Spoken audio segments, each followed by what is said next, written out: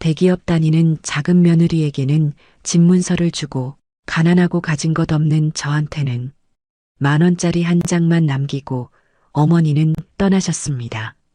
3년 동안 대소변을 받아가며 밤낮으로 모셨는데 장례식장에서 사람들이 수군거렸습니다. 3년 동안 그렇게 고생했는데 10,000원이라니 세상에 하면서요. 동서는 입꼬리가 올라가 있었어요. 어머니가 저를 딸이라고 하셨는데 결국 가난한 며느리는 며느리일 뿐이었나 봐요. 하지만 몇 달 후 우연히 10,000원짜리 봉투를 다시 열게 됐습니다. 오늘의 사연 시작합니다. 무료로 하실 수 있는 구독 버튼과 좋아요를 눌러주시면 매일 감동적인 사연으로 찾아오겠습니다. 제 이름은 김정선입니다. 박종호 씨 아내이자 윤영숙 씨 며느리입니다. 어머니라는 단어를 처음 입에 담았을 때 제 나이 25이었습니다. 그 전까지 저는 단 한 번도 누군가를 어머니라고 불러본 적이 없었어요.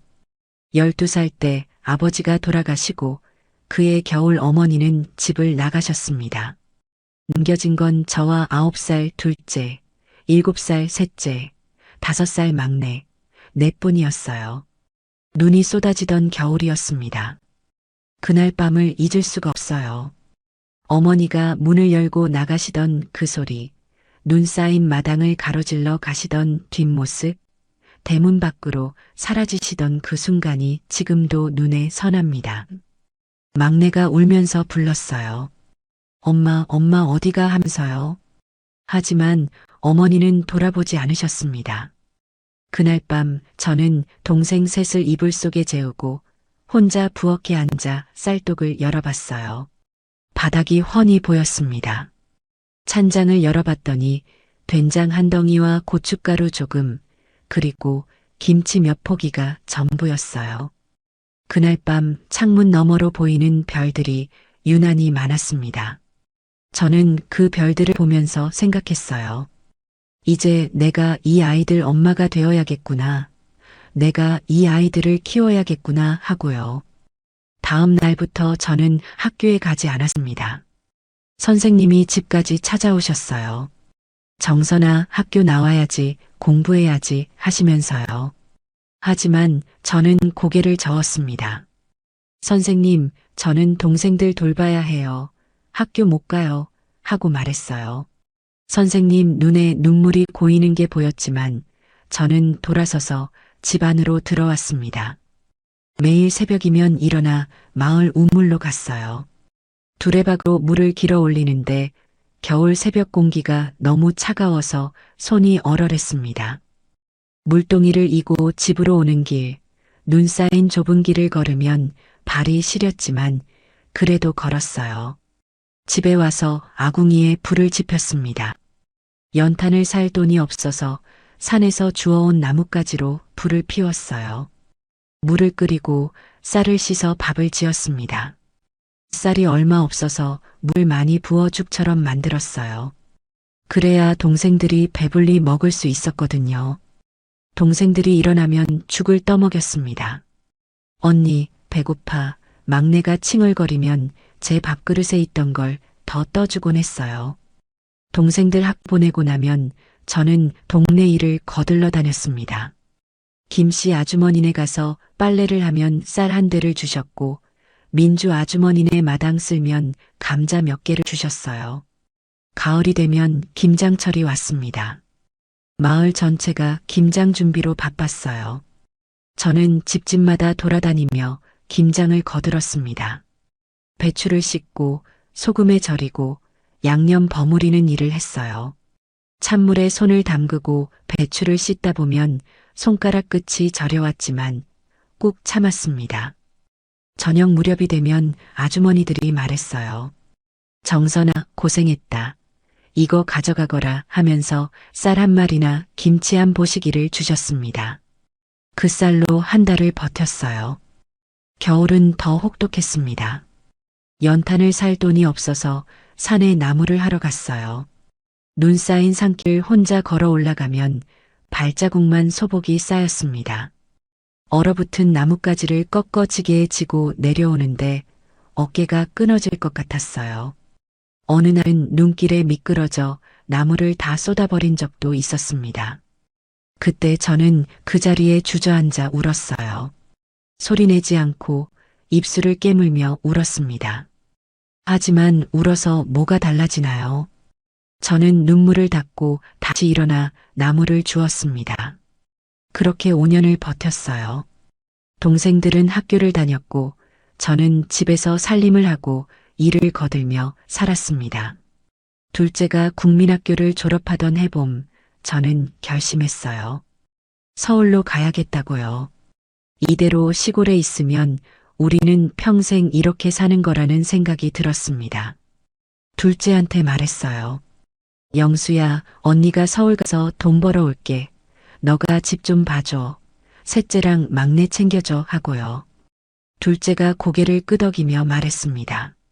언니, 걱정 마. 내가 할게 하면서도 눈에는 걱정이 가득했어요. 막내가 제 치마를 붙잡고 울었어요. 언니 가지 마. 우리 같이 살자 하면서요. 저는 막내를 안고 한참을 있었습니다. 막내 머리에서 나는 냄새, 햇볕에 마린 이불 같은 냄새가 났어요. 그 냄새를 맡으며 저는 다짐했습니다. 꼭 성공해서 돌아오겠다고, 동생들 잘 먹이고 잘 입히겠다고요. 저는 서울행 버스에 올랐습니다. 보따리 하나가 제 전 재산이었어요.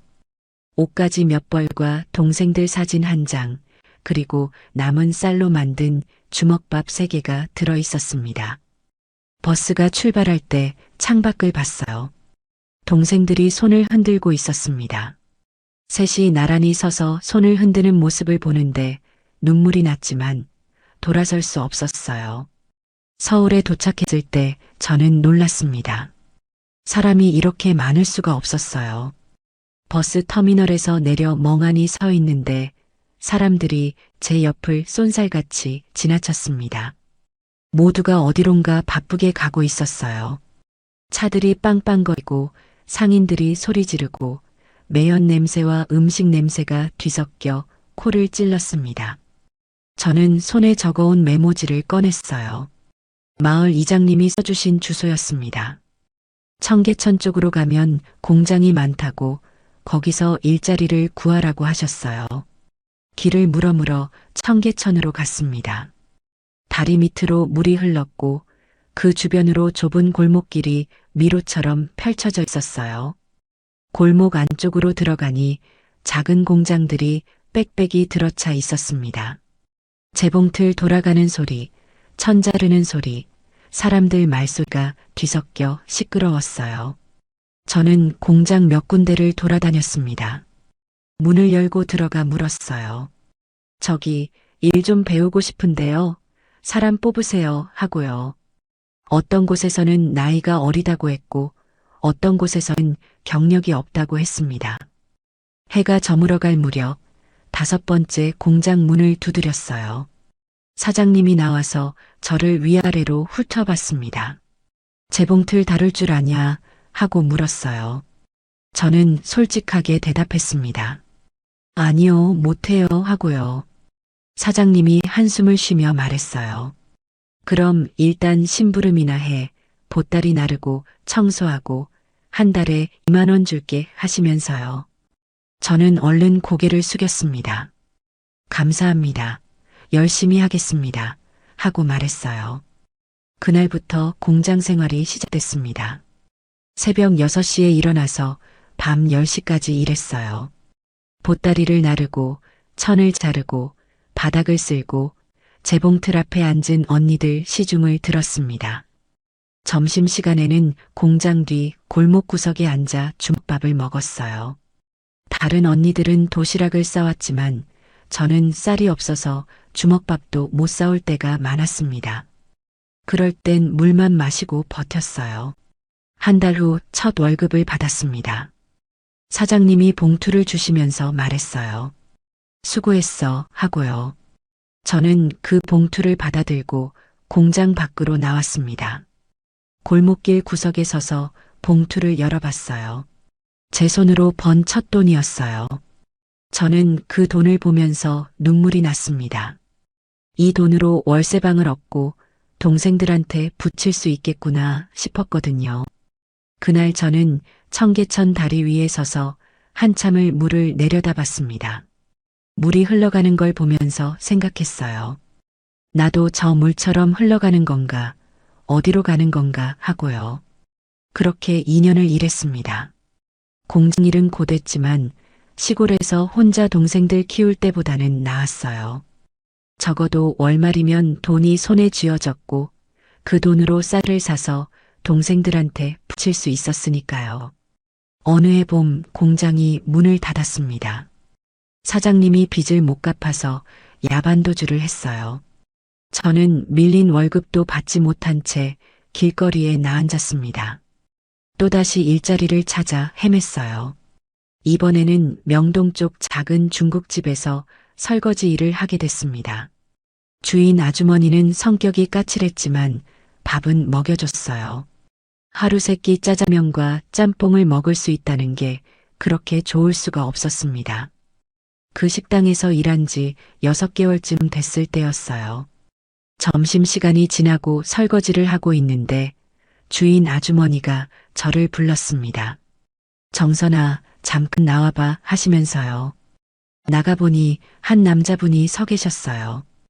20대 후반쯤 돼 보이는 키가 크고 어깨가 넓은 분이었습니다. 얼굴은 햇볕에 그을렸고 손은 거칠어 보였어요.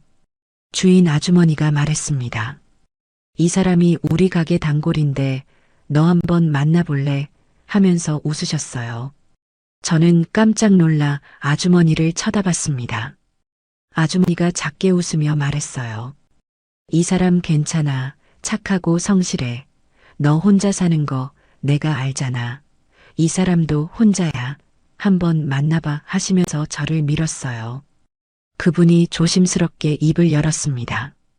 저는 박종호라고 합니다. 하고 낮은 목소리로 말했어요. 목소리가 차분하고 묵직했습니다. 저는 얼굴이 빨개져서 고개를 숙였어요. 그분이 다시 말했습니다. 제가 실례를 했습니다.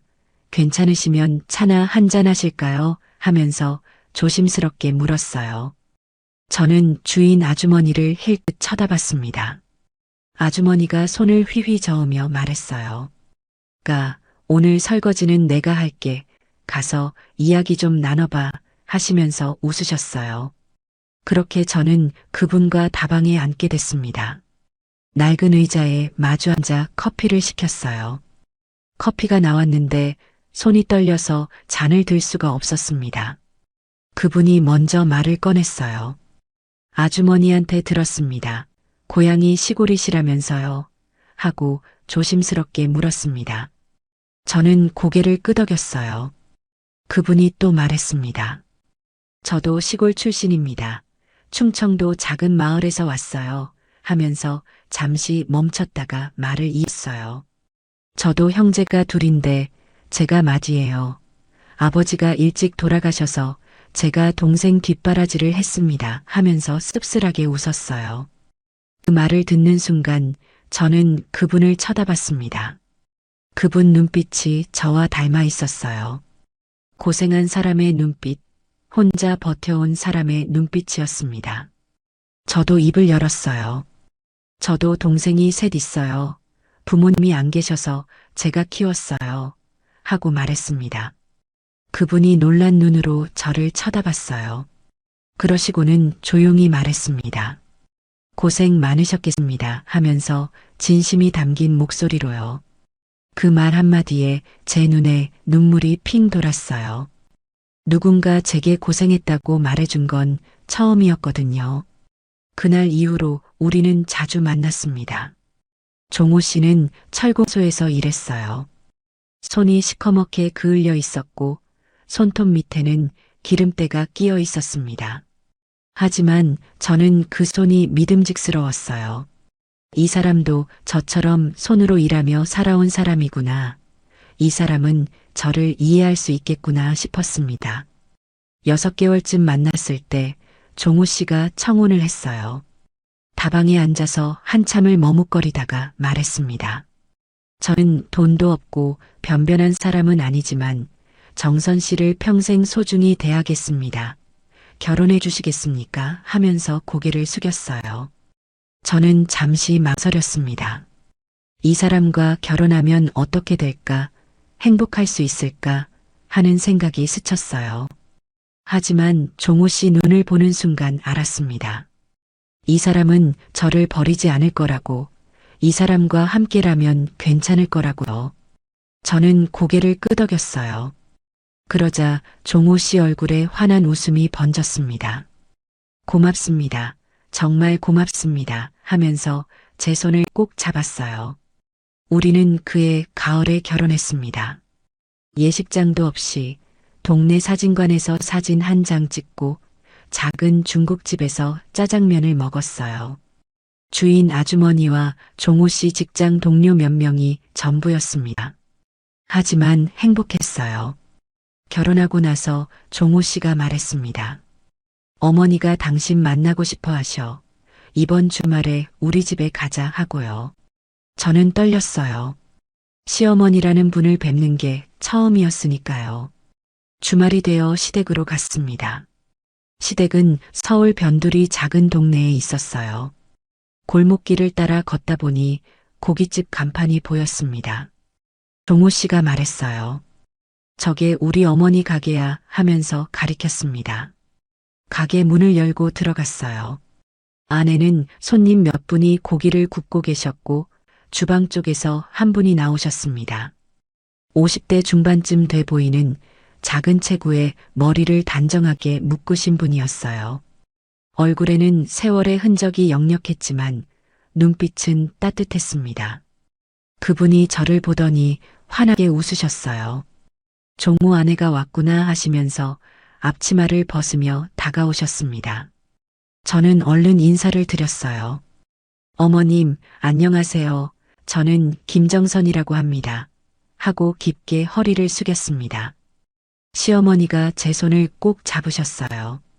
손이 따뜻하고 부드러웠습니다. 그분이 제 얼굴을 찬찬히 보시더니 말씀하셨습니다. 고생한 게 얼굴에 다 써있네. 손도 참 거칠고 우리 정선이 많이 힘들었구나 하시면서 제 손을 쓰다듬으셨어요.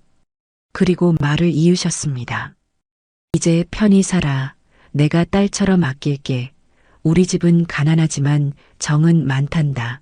하시면서 눈시울이 붉어지셨어요. 그 말을 듣는 순간 제 눈에서 눈물이 쏟아졌습니다. 시어머니가 저를 안아주셨어요. 울지 마. 이제 괜찮아. 하시면서 제 등을 토닥여 주셨습니다. 그날 시어머니는 저를 위해 갈비를 구워주셨어요. 제 앞에 고기를 수북이 올려놓으시며 말씀하셨습니다. 많이 먹어. 너무 마른 것 같다. 살 좀 쪄야지 하시면서 계속 고기를 구워주셨어요. 저는 그 고기를 먹으면서 눈물을 흘렸습니다. 이렇게 따뜻한 대접을 받아본 게 얼마만인가 싶었어요. 그날 밤 집으로 돌아오는 길 종호 씨가 말했습니다. 어머니가 당신 마음에 들어 하셨어. 딸 같다고 하시더라 하면서 제 손을 꼭 잡았어요. 저도 말했습니다. 어머님이 참 좋으셔 하고요. 종호 씨가 웃으며 대답했어요. 우리 어머니 고생 많이 하신 분이야. 그래서 당신 마음을 아실 거야 하면서요. 그날 밤 저는 오랜만에 편히 잠들었습니다.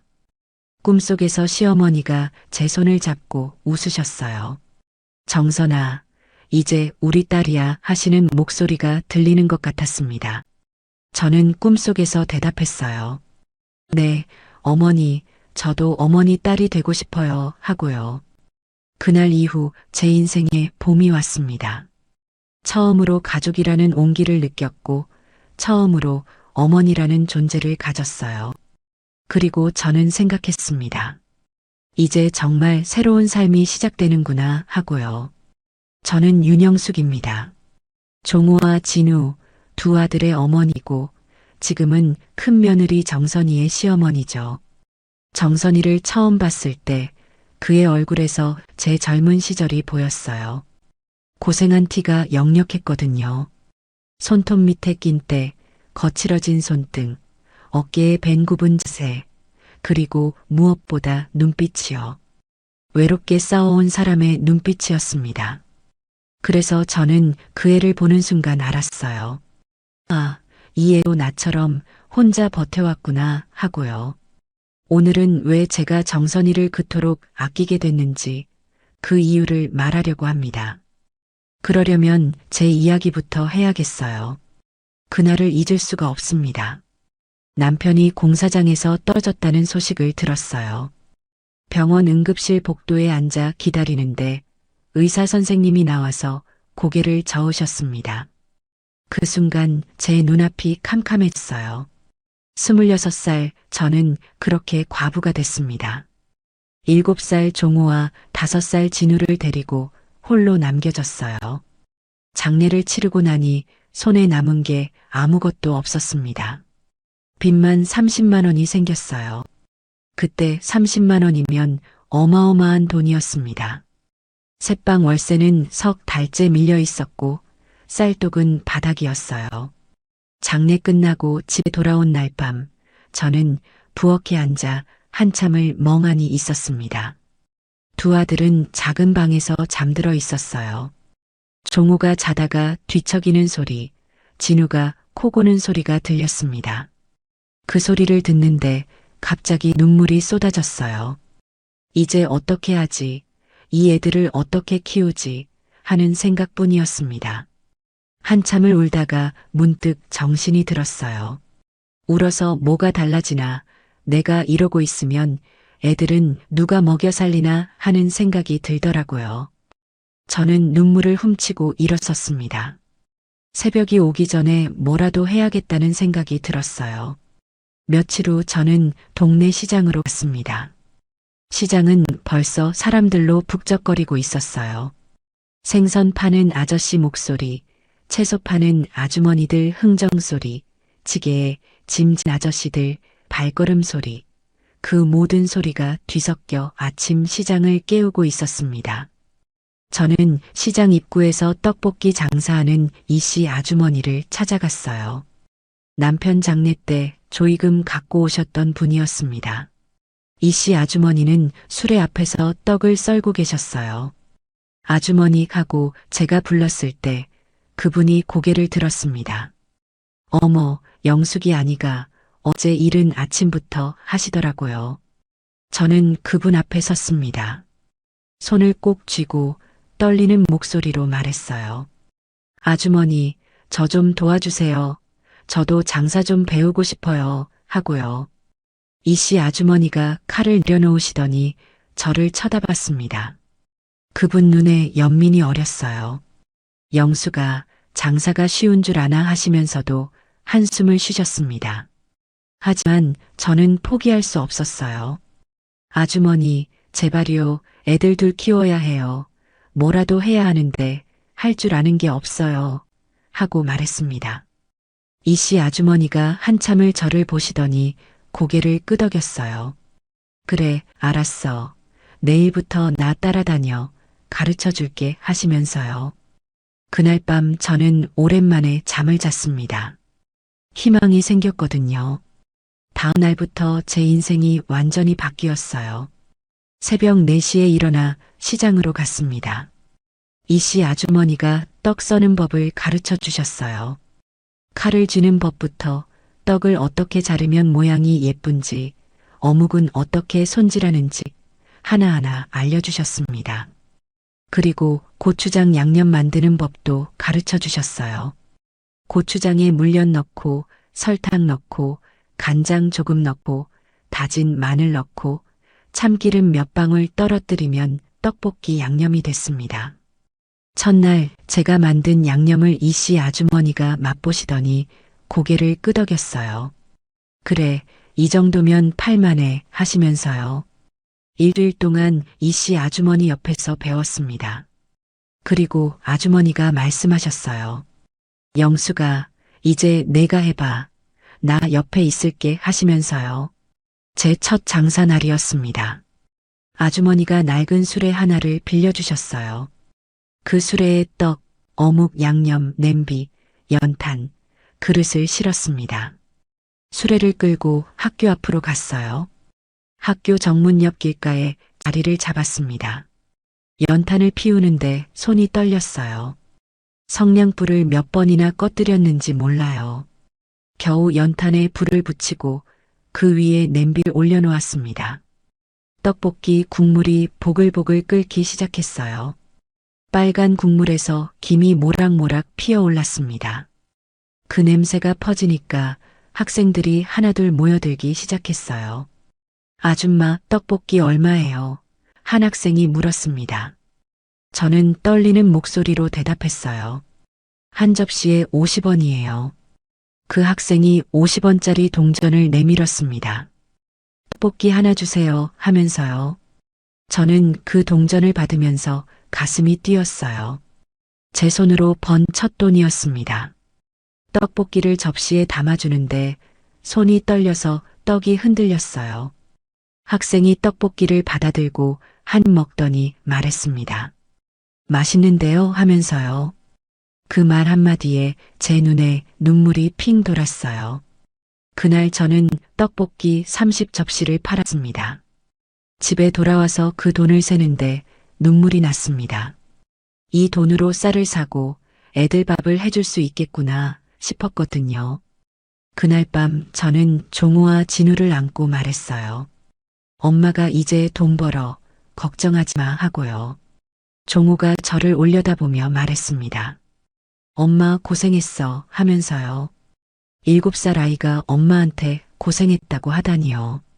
저는 종호를 꼭 안았습니다. 그날부터 저는 매일 새벽 4시에 일어났어요. 시장에 가서 떡과 어묵을 사고 양념을 만들고 수레를 끌고 학교 앞으로 갔습니다. 비가 오나 눈이 오나 나갔어요.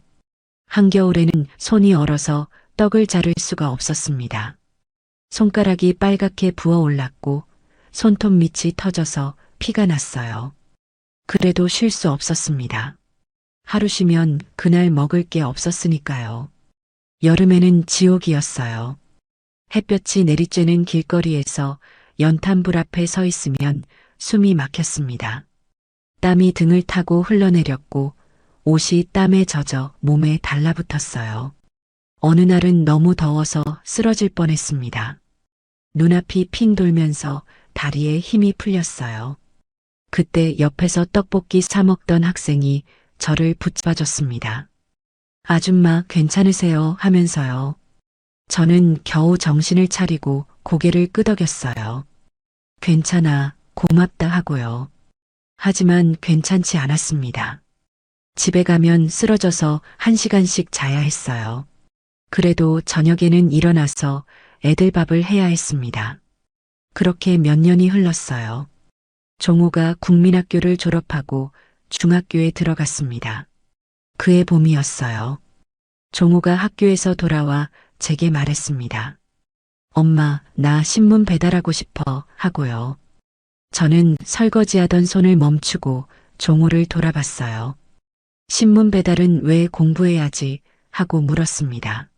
종호가 고개를 숙이며 말했어요. 엄마 혼자 힘들잖아. 나도 돈 벌고 싶어. 진우 공책 사주고 싶고 하면서요. 그 말을 듣는데 가슴이 무너졌습니다. 13살짜리 아이가 엄마 걱정을 하고 동생 걱정을 하다니요. 저는 종호 앞에 앉았어요. 그리고 종호 손을 잡으며 말했습니다.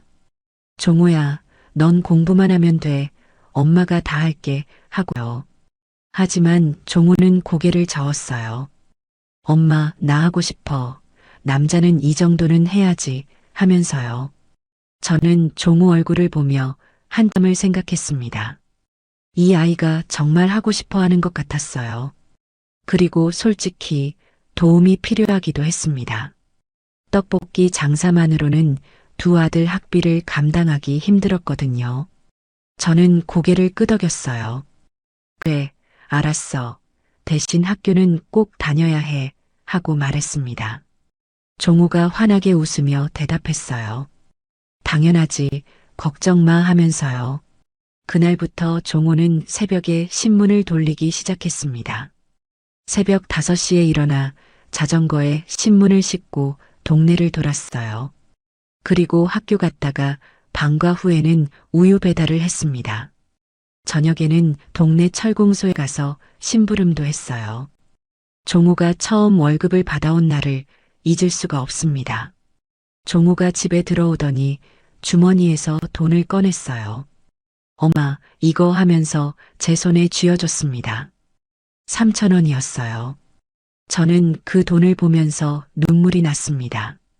종호야, 이건 내가 쓰렴 하고 말했어요. 그랬더니 종호가 고개를 저으며 말했습니다. 엄마, 나는 괜찮아. 이거 진우 학용품 사는데 쓰고 남은 거 엄마가 써 하면서요. 저는 종호를 꼭 안았습니다. 이 아이가 너무 기특하고 너무 미안했어요. 그렇게 종호는 중학교 3년 내내 일을 했습니다. 공부도 열심히 했어요. 성적이 그렇게 나쁘지 않았습니다. 선생님이 종호한테 고등학교 가라고 하셨어요. 종호가 중학교 3학년 겨울 고등학교 입학시험을 봤습니다. 합격 발표가 나던 날 종호가 뛰어들어왔어요. 엄마, 나 붙었어 하면서 환하게 웃었습니다. 저는 기뻐서 종호를 안았어요. 우리 종호 잘했다. 정말 잘했어. 하고 말했습니다. 하지만 그 기쁨도 잠시였어요. 고등학교 입학금을 마련해야 했거든요. 입학금이 5만 원이었습니다. 저는 그 돈을 모으려고 밤낮으로 일했어요. 떡볶이 장사하고 저녁에는 시장 식당에서 설거지도 했습니다. 밤에는 집에 와서 부업으로 봉투 접기도 했어요. 하루에 서너 시간 자는 게 고작이었습니다. 겨우 입학금을 마련해서 종호를 고등학교에 보냈어요. 종호는 교복을 입고 학교에 가는 날 저한테 인사를 했습니다. 엄마 다녀올게 하면서요. 저는 종호 뒷모습을 보면서 눈물을 흘렸어요. 이 아이가 고등학교까지 가다니 기적 같았습니다. 하지만 행복은 오래가지 않았어요. 종호가 고등학교 1학년을 마치고 2학년이 되던 해봄이었습니다. 어느 날 종호가 학교에서 돌아와 제게 말했어요. 엄마, 나 학교 그만둘래 하고요. 저는 깜짝 놀라 물었습니다. 무슨 소리야? 왜 갑자기 하고요? 종호가 말했어요. 엄마, 진우 고등학교 들어가잖아. 진우는 공부 진짜 잘하잖아. 진우는 대학 가야 해 하면서요. 그 말을 듣는 순간 제 가슴이 찢어지는 것 같았습니다. 종호야, 너도 학교 다녀야지 하고 말했어요. 하지만 종호는 고개를 저었습니다. 엄마, 나는 괜찮아. 나는 일하는 게 더 좋아. 진짜야 하면서 애써 웃었어요. 저는 종호 얼굴을 보며 알았습니다. 이 아이가 거짓말하고 있다는 걸요. 학교 다니고 싶은 거 다 아는데 동생 때문에 포기하는 거였어요. 저는 종호를 안고 울었습니다. 미안해, 엄마가 미안해 하고 말했어요. 종호가 제 등을 토닥이며 말했습니다. 엄마, 울지 마, 나 진짜 괜찮아 하면서요. 하지만 종호 목소리도 떨리고 있었어요. 결국 종호는 고등학교를 그만뒀습니다. 그리고 동네 철공소에 정식으로 취직했어요. 종호가 처음 철공소에 출근하던 날 저는 멀리서 지켜봤습니다. 17살 아이가, 아직 어린 티가 가시지도 않은 아이가 시커먼 기름때 묻은 작업복을 입고 공장으로 들어가는 모습을 보는데 눈물이 쏟아졌어요. 저는 그날 하루 종일 울었습니다. 종호가 번 돈은 고스란히 집으로 들어왔어요. 그 돈으로 저는 진우를 고등학교에 보냈습니다. 진우는 공부를 정말 잘했어요. 학교에서 상도 받아오고 선생님한테 칭찬도 많이 받았습니다. 진우가 대학에 합격했을 때 저는 기뻐서 펑펑 울었어요. 종호도 정말 좋아했습니다. 진우야, 축하해. 우리 집안에서 대학생 나왔다. 하면서 진우 어깨를 두드렸어요. 진우가 대학 다니는 동안 종호는 더 열심히 일했습니다. 철공소에서 일하고 저녁에는 건설 현장에도 나갔어요. 몸이 성한 날이 없었습니다. 손은 거칠어졌고 얼굴은 까맣게 그을렸어요. 하지만 종호는 한 번도 힘들다는 소리 하지 않았습니다. 진우가 졸업하고 대기업에 취직했을 때 저는 하늘이 무너지는 줄 알았어요. 기쁨이 너무 커서 어떻게 해야 할지 몰랐습니다. 종호도 울었어요. 진우 손을 잡고 너 잘됐다. 정말 잘했다. 하면서 눈물을 흘렸습니다. 진우도 울면서 말했어요. 형, 미안해. 형이 나 뒷바라지해줘서 내가 여기까지 온 거야 하고요. 종호가 고개를 저으며 말했습니다. 무슨 소리야. 내가 잘해서 그런 거지 하면서요. 그날 저는 생각했어요. 이제 조금 숨 돌릴 수 있겠구나 하고요. 그런데 제 인생에 또 한 번 전환점이 찾아왔습니다. 떡볶이 장사를 시작한 지 15년이 지났을 때였어요. 저는 그동안 조금씩 돈을 모았습니다. 하루에 벌어서 하루 먹고 사는 게 아니라 조금씩 저축을 했어요. 그 돈으로 작은 가게를 얻었습니다. 시장통 골목 안쪽에 있는 조그만 가게였어요. 거기서 떡볶이 장사를 시작했습니다. 더 이상 길거리에서 술에 끌고 다니지 않아도 됐어요. 손님들이 가게로 찾아왔습니다. 장사가 잘 됐어요. 몇 년 후에는 떡볶이뿐 아니라 튀김, 순대도 팔기 시작했습니다. 그리고 또 몇 년 후 저는 작은 고깃집을 열었어요. 떡볶이 장사로 모은 돈과 대출을 합쳐서 가게를 얻었습니다. 처음엔 작은 가게였지만 정성껏 장사를 했어요. 고기도 좋은 걸로 쓰고 손님들한테 친절하게 대했습니다. 입소문이 나면서 장사가 잘 됐어요. 몇 년 후에는 가게를 더 큰 곳으로 옮겼습니다. 그리고 아예 건물을 샀어요. 작은 건물이었지만 제 이름으로 된 건물이었습니다. 노점에서 시작해서 건물주가 되다니 꿈만 같았어요. 종호한테 말했습니다. 종호야, 엄마가 건물 샀어 하고요. 종호가 놀라며 물었어요. 엄마, 진짜야, 어떻게 하고요. 저는 웃으며 대답했습니다. 조금씩 모았지. 내가 일하면서 도와줘서 가능했어 하고요. 종호가 저를 안으며 말했어요. 엄마 고생 많았어. 정말 대단해 하면서요. 저는 종호 등을 토닥이며 생각했습니다. 이제 종호도 장가 보내야겠구나 하고요. 그리고 얼마 후 종호가 정선이를 데려왔습니다. 가게 문을 열고 들어오는 정선이를 봤을 때 저는 가슴이 뛰었어요. 그의 얼굴에서 젊은 시절 제 모습이 보였거든요. 고생한 티가 역력했습니다. 손이 거칠고 어깨가 굽어 있고 눈빛이 외로워 보였어요. 저는 정선이 손을 잡으며 말했습니다. 고생 많았구나. 우리 큰애 엄마 이제 편히 살아. 내가 딸처럼 아낄게 하고요. 정선이 눈에 눈물이 고였어요. 그 눈물을 보는 순간 저는 확신했습니다. 이 애는 내 딸이다. 내가 못 낳은 딸이다 하고요. 그날 밤 저는 오랜만에 편히 잠들었습니다. 꿈속에서 젊은 시절 제 모습이 보였어요. 시장통 노점에서 떡을 썰던 제 모습, 연탄불 앞에서 땀 흘리던 제 모습, 그리고 정선이가 그 옆에 서 있었습니다. 저는 꿈속에서 정선이 손을 잡았어요. 그리고 말했습니다. 이제 괜찮아. 우리 이제 괜찮아 하고요. 손톱이 참 예쁘시네요. 그 말을 처음 들었을 때 저는 제 손을 내려다봤습니다. 거칠고 주름진 제 손과 앞에 앉은 여자의 매끈하고 하얀 손이 대조됐어요. 가을이었습니다. 시동생 진우가 여자를 데려왔어요. 상견례 자리였습니다.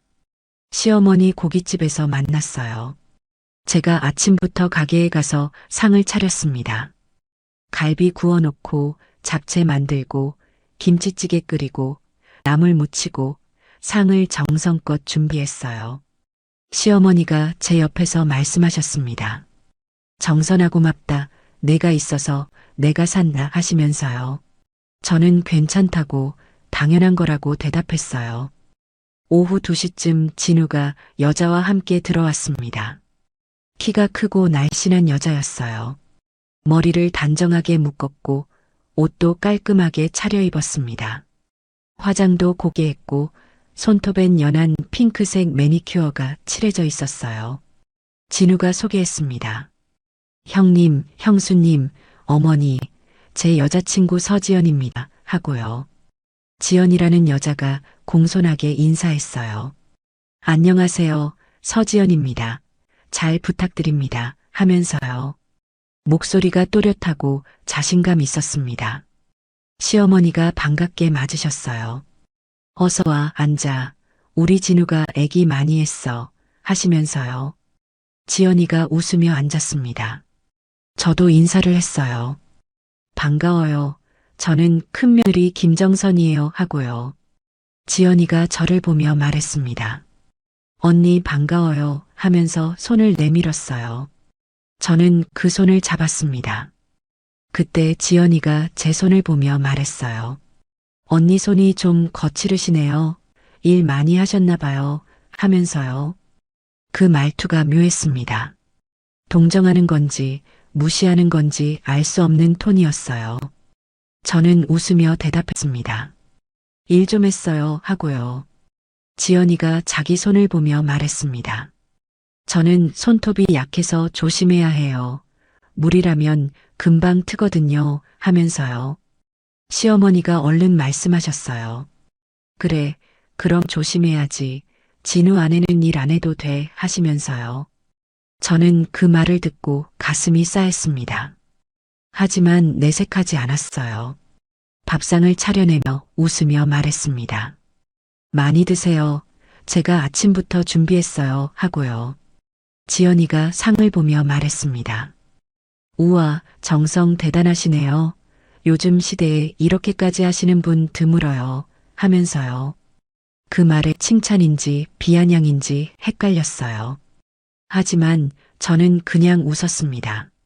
식사를 하면서 진우가 말했어요. 어머니, 저희 내년 봄에 결혼하려고요. 하고요. 시어머니가 기뻐하셨습니다. 그래, 좋아. 우리 진우도 장가 가는구나. 하시면서요. 저도 축하한다고 말했어요. 그날 상견례는 그렇게 끝났습니다. 하지만 제 마음 한구석이 불편했어요. 왜 그랬는지 그때는 정확히 몰랐습니다. 지연이라는 여자에게서 느껴지는 뭔가가 있었어요. 겉으론 공손하고 예의 바르지만 속은 다른 것 같은 느낌이었습니다. 그해 겨울, 진우와 지연이가 결혼했어요. 결혼식은 강남 쪽 큰 예식장에서 했습니다. 하객이 200명도 넘었어요. 지연이 쪽 하객들은 옷을 잘 차려입었고 차도 좋은 걸 타고 왔습니다. 저희 쪽 하객들은 소박했어요. 시어머니 가게 손님들, 동네 사람들, 종호 직장 동료들이 왔습니다. 양쪽이 너무 달라 보였어요. 결혼식 끝나고 피로연에서 지연이 어머니가 시어머니한테 말했습니다. 사돈님, 아이들 신혼집은 저희가 마련했어요. 강남에 아파트 하나 샀습니다. 하면서요. 시어머니가 놀라셨어요. 어머, 그렇게까지 하셨어요. 고맙습니다. 하시면서요. 지연이 어머니가 웃으며 말했습니다. 우리 딸이 귀하게 자라서요. 좋은 데서 살아야 해요. 하면서요. 그 말에 묘한 우월감이 묻어 있었습니다. 저는 옆에서 듣고 있다가 고개를 숙였어요. 우리는 종우 월급 모아서 겨우 전세 얻어 사는데 진우 부부는 강남 아파트를 샀다니요. 시어머니가 제 손을 슬쩍 잡으셨습니다. 그 손길에 위로가 담겨 있었어요. 결혼 후 몇 달이 지났을 때 추석이 다가왔습니다. 명절 일주일 전부터 저는 준비를 시작했어요. 시장에 가서 과일을 사고 나물 다듬고 전 부칠 준비를 했습니다. 시어머니한테 전화를 드렸어요. 어머니, 명절 음식 제가 준비할게요 하고요. 시어머니가 말씀하셨습니다. 정선아 고맙다. 그런데 동서한테도 물어봐. 같이 준비하자고 하시면서요. 저는 지연이한테 전화를 했습니다. 동서, 명절 준비 같이 할까요? 하고 물었어요. 지연이가 대답했습니다. 언니, 저는 요즘 일이 바빠서요. 언니가 해주시면 안 될까요? 하면서요. 전화 너머로 TV 소리가 들렸어요. 바쁜 것 같지 않았습니다. 하지만 저는 그냥 말했어요. 알았어. 내가 할게 하고요. 추석 전날 저는 하루 종일 부엌에서 일했습니다. 전을 부치고 나물을 무치고 잡채를 만들고 탕을 끓였어요. 손이 기름에 댄 것도 모르고 일했습니다. 저녁 6시쯤 종호가 퇴근해서 들어왔어요. 여보, 힘들지? 내가 도와줄까? 하고 물었습니다. 저는 괜찮다고 했어요. 당신은 쉬어. 내일 명절인데 피곤하면 안 되지 하고요. 그날 밤 12시가 넘어서야 준비가 끝났습니다. 다음날 추석 아침, 저는 새벽 5시에 일어나 시댁으로 갔어요. 시어머니 댁에서 차례를 지내기로 했거든요. 음식을 옮기고 상을 차리고 차례 준비를 했습니다. 9시쯤 진우 부부가 왔어요. 지연이는 깔끔한 한복을 입고 왔습니다. 화장도 예쁘게 하고 머리도 단정하게 묶었어요. 저는 앞치마를 두르고 부엌에서 나왔습니다. 왔어요 하고 인사했어요. 지연이가 웃으며 대답했습니다. 언니 고생 많으시네요 하면서요. 그리고 거실로 가서 앉았습니다. 저는 다시 부엌으로 들어가 음식을 데웠어요. 차례를 지내고 나서 식사를 했습니다. 다들 제가 만든 음식을 맛있게 먹었어요. 시어머니가 말씀하셨습니다. 큰애 엄마 덕분에 잘 먹었다. 고맙다 하시면서요. 저는 괜찮다고 웃으며 대답했어요. 식사 후 설거지를 하는데 지연이가 거실에서 TV를 보고 있었습니다. 저는 설거지를 하면서 생각했어요. 같이 하면 좋을 텐데 하고요. 하지만 말은 안 했습니다. 며느리가 시어머니한테 동서일 안 한다고 고자질할 수도 없는 노릇이었어요. 그냥 혼자 다 했습니다. 설거지를 끝내고 나오니 오후 2시였어요. 지연이가 진우한테 말했습니다. 여보, 우리 이제 갈까? 오후에 약속 있잖아 하면서요. 진우가 시어머니한테 말했어요. 어머니, 저희 먼저 갈게요 하고요. 시어머니가 아쉬워하셨습니다. 벌써 저녁 먹고 가지 하시면서요. 하지만 진우 부부는 일어섰어요. 다음에 올게요 하고 나갔습니다. 저는 그들이 나간 후에도 저녁 준비를 했어요. 시어머니와 종호 그리고 저 셋이서 저녁을 먹었습니다. 시어머니가 한숨을 쉬시며 말씀하셨어요. 진우 부부는 바쁜가 봐 하시면서요. 저는 대답하지 않았습니다. 그냥 웃으며 반찬을 더 드리라고 했어요.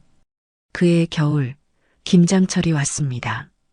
시어머니가 전화하셨어요. 정선아 이번 주말에 김장 담그자 하시면서요. 저는 알았다고 대답했어요. 그리고 지연이한테도 전화했습니다. 동서, 이번 주말에 김장하는데 같이 할래요 하고요. 지연이가 대답했습니다. 언니, 저는 손톱이 약해서요. 김장 담그면 손이 다 상해요 하면서요. 저는 속으로 한숨이 나왔지만 참았어요.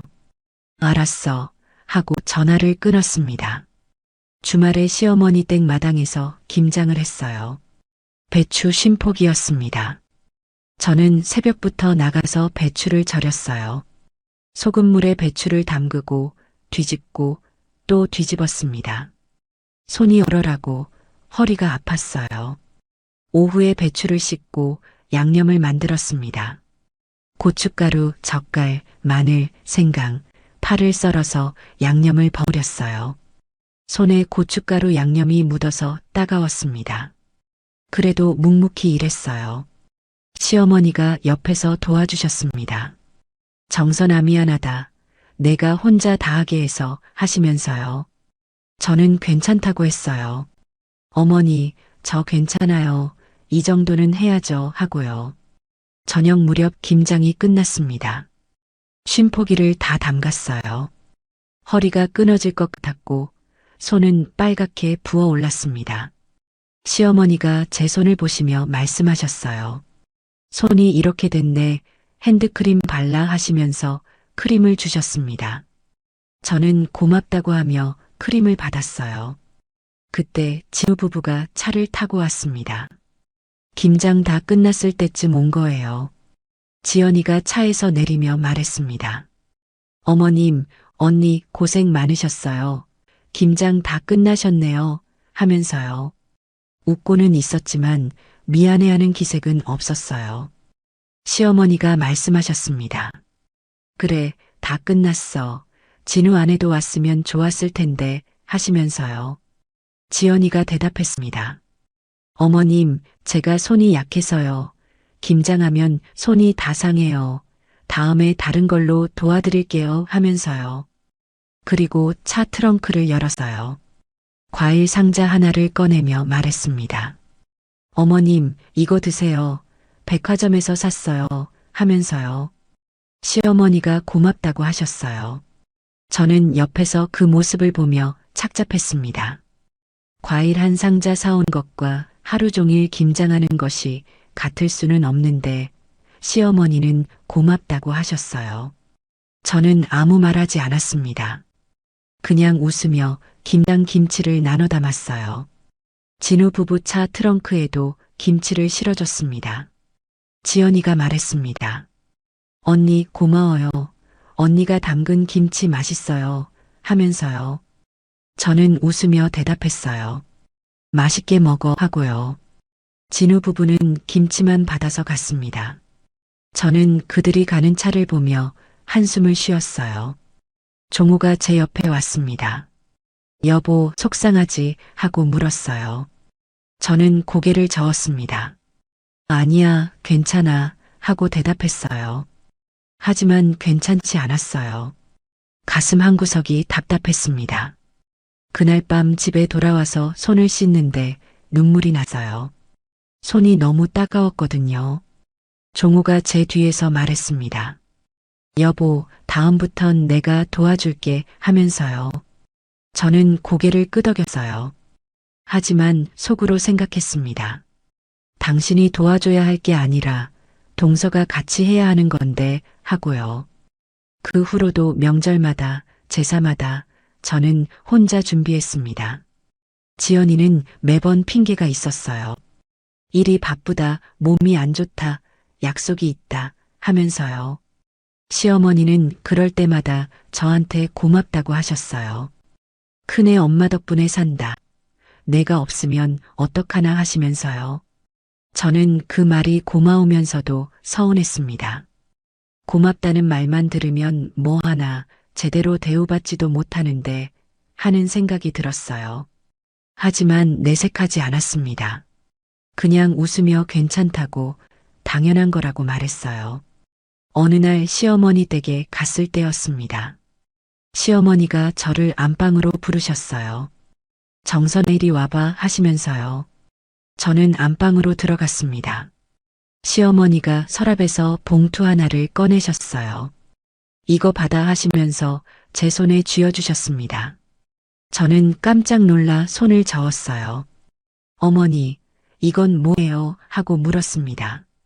시어머니가 말씀하셨어요. 용돈이야. 내가 고생하는 거 내가 다 알아. 이거라도 받아 하시면서요. 저는 눈물이 핑 돌았습니다. 어머니, 괜찮아요. 저는 당연한 거 하는 건데요. 하고 말했어요. 하지만 시어머니가 제 손을 꼭 쥐며 말씀하셨습니다. 받아. 내가 내 딸 같아서 주는 거야 하시면서요. 저는 그 말을 듣고 울컥했어요. 어머니, 고맙습니다. 하고 말했습니다. 그날 집에 돌아와 봉투를 세어봤더니 10만 원이었어요. 많지 않은 돈이었지만 시어머니 마음이 담긴 돈이었습니다. 저는 그 돈을 고이 간직했어요. 하지만 한편으로는 생각했습니다. 지연이도 용돈 받을까 하고요. 아마 받았을 거예요. 어쩌면 저보다 더 많이 받았을지도 모릅니다. 시어머니는 두 며느리를 공평하게 대하시려고 애쓰는 분이었으니까요. 그렇게 몇 년이 흘렀습니다. 저는 시댁일을 다 도맡아 했어요. 명절, 제사, 시어머니 생신, 모든 걸 제가 준비했습니다. 지연이는 매번 얼굴만 비쳤어요. 음식은 먹고, 인사는 하고, 그리고 갔습니다. 저는 그럴 때마다 속으로 한숨을 쉬었지만 내색하지 않았어요. 그냥 웃으며 잘 가라고, 조심히 가라고 말했습니다. 종우가 어느 날 제게 물었어요. 여보, 동생네한테 한마디 하는 게 어때? 너만 고생하잖아 하고요. 저는 고개를 저었습니다. 괜찮아. 내가 하면 되지 하고 대답했어요.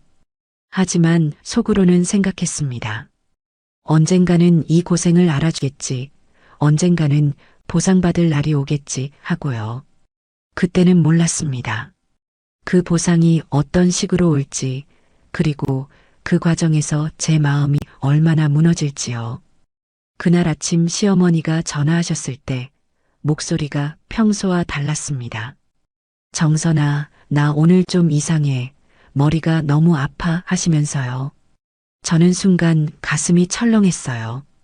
어느 금요일 아침이었습니다. 어머니, 병원 가세요.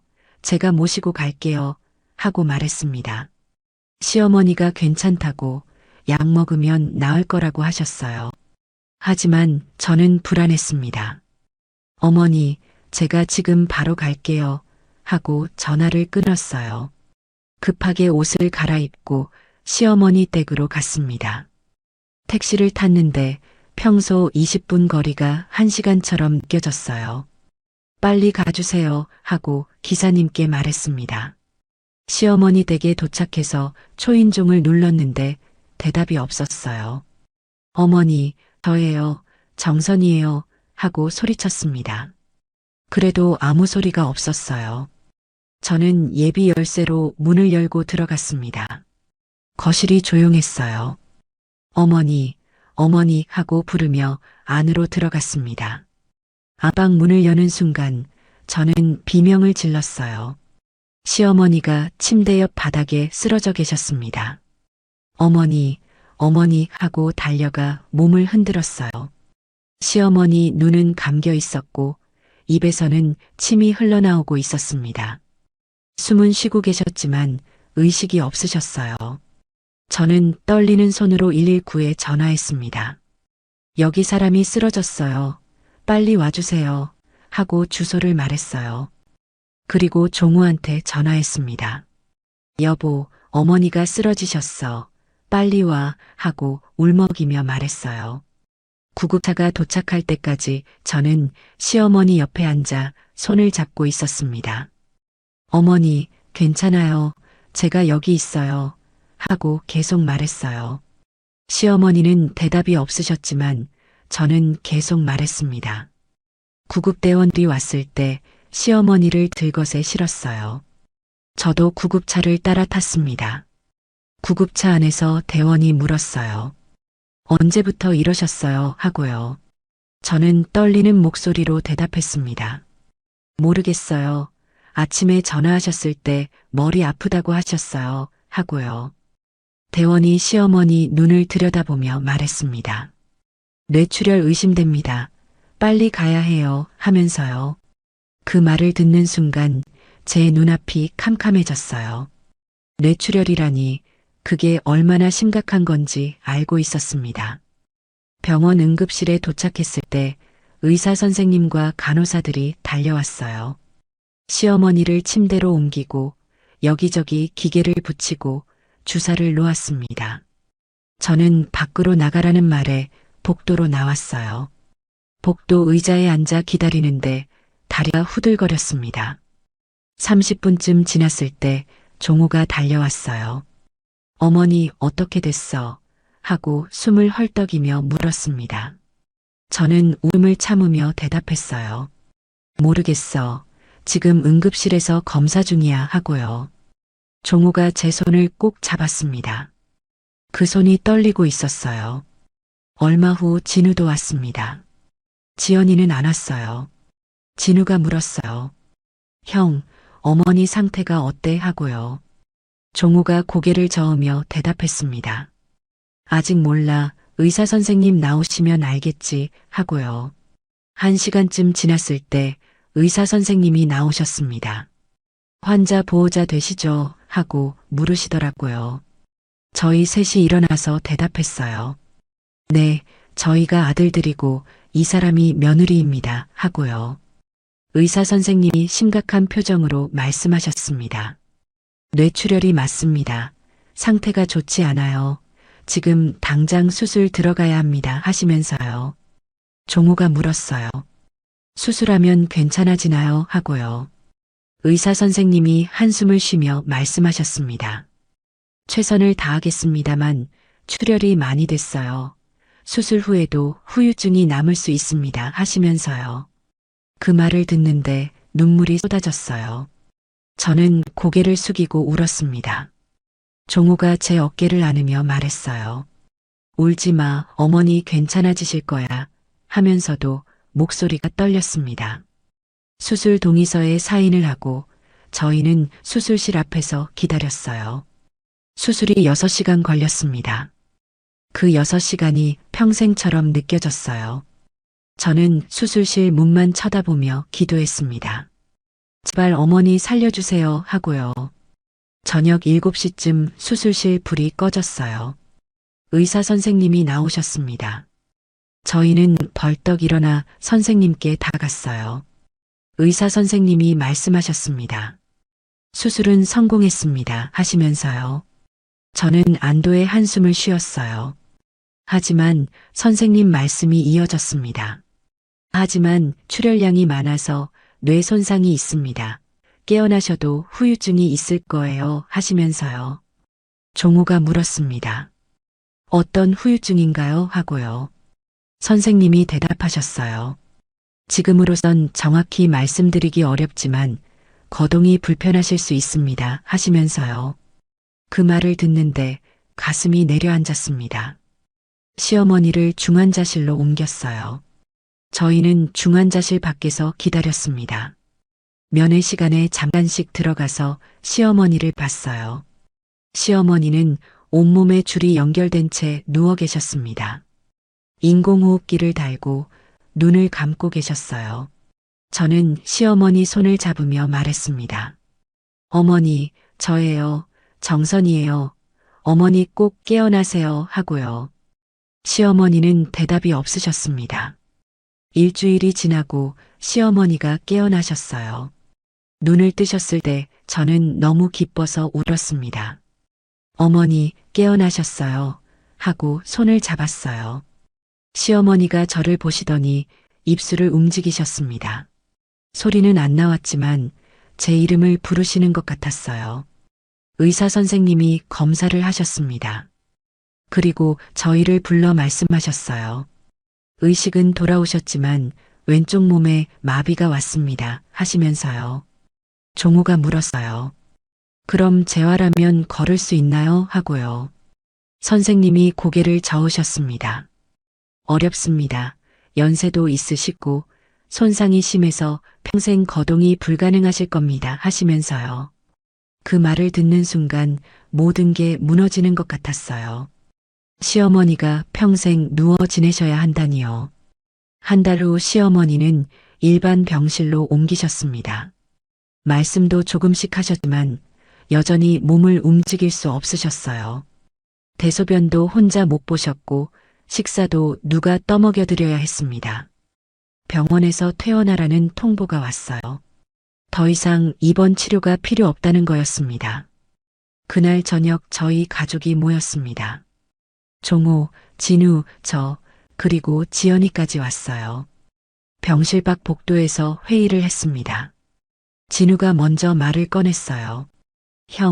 형수님, 어머니를 어떻게 모실지 생각해 봤어요. 하고요. 종호가 대답했습니다. 집으로 모셔야지 하고요. 그러자 지연이가 말했어요. 집에서 모시는 건 현실적으로 어려워요. 간병인을 써야 하는데 비용이 만만치 않잖아요. 하면서요. 그리고 말을 이었습니다. 요양원 알아보는 게 나을 것 같아요. 요즘 좋은 요양원 많아요 하면서요. 저는 그 말을 듣고 가슴이 답답했어요. 진우가 지연이 말에 동조했습니다. 형, 요양원이 현실적이에요. 전문 인력도 있고 24시간 케어받을 수 있어요 하면서요. 종호가 고개를 저었습니다. 어머니를 요양원에 보낼 순 없어 하고 말했어요. 진우가 따졌어요. 그럼 형이 모실 건데요. 형도 일해야 하고 형수님도 일하시잖아요 하면서요. 종호가 대답했습니다. 간병인을 쓰면 되지 하고요. 지연이가 말했어요. 간병인 비용이 한 달에 200만 원 넘어요. 그걸 누가 감당해요 하면서요. 종호가 말을 잇지 못했습니다. 실제로 저희 형편이 그렇게 여유롭지 않았거든요. 진우가 말했어요. 형, 요양원 비용은 저희도 분담할게요. 그게 현실적이에요 하면서요. 저는 그들의 대화를 듣고 있다가 입을 열었습니다. 제가 모실게요 하고 말했어요. 모두 저를 쳐다봤어요. 종호가 물었습니다. 당신이 어떻게 당신도 일해야 하잖아 하고요. 저는 대답했어요. 간병인이랑 돌아가면서 함께 모실게요 하고요. 지연이가 말했습니다. 언니, 그건 너무 무리예요. 간병이 얼마나 힘든지 아세요 하면서요. 저는 지연이를 쳐다봤습니다. 그리고 조용히 말했어요. 어머니는 저를 딸처럼 키워주셨어요. 제가 모시는 게 당연해요 하고요. 진우가 말했습니다. 형수님 마음은 고맙지만 현실을 봐야죠. 몇 년을 그렇게 할 건데요 하면서요. 저는 고개를 끄덕였습니다. 몇 년이든 제가 할게요 하고 대답했어요. 종호가 제 손을 잡으며 말했습니다. 당신 너무 무리하지 마 하고요. 저는 종호를 보며 말했어요. 여보, 제가 하고 싶어요. 어머니한테 받은 게 너무 많아요 하고요. 종호가 한참을 저를 보다가 고개를 끄덕였습니다. 알았어. 당신이 그렇게 하고 싶으면 그렇게 하자 하면서요. 진우와 지연이는 더 이상 말하지 않았어요. 하지만 표정이 복잡했습니다. 그날 밤 저는 결심했습니다. 시어머니를 제가 모시기로요. 일주일 후 시어머니를 집으로 모셨어요. 저희 집 안방에 침대를 들여놓고 시어머니를 누였습니다. 간병인을 일주일에 3번 쓰기로 했어요. 나머지 날은 제가 직접 돌봤습니다. 첫날 아침 저는 시어머니를 깨웠어요. 어머니, 일어나세요. 세수하셔야죠. 하고 말했습니다. 시어머니가 저를 보시며 눈물을 흘리셨어요. 떠듬떠듬 말씀하셨어요. 정선아, 미안하다 하시면서요. 저는 시어머니 눈물을 닦아드리며 말했습니다. 어머니, 미안하실 거 없어요 하고요. 시어머니 몸을 일으켜 세우고 수건으로 얼굴을 닦아드렸습니다. 그리고 죽을 쑤어 떠먹였어요. 시어머니가 한 숟가락 드실 때마다 저는 격려했습니다. 어머니, 잘하셨어요. 조금만 더 드세요 하면서요. 점심 준비를 하고 시어머니 몸을 닦아드리고 기저귀를 갈아드렸습니다. 저녁에는 종호가 퇴근해서 도와줬어요.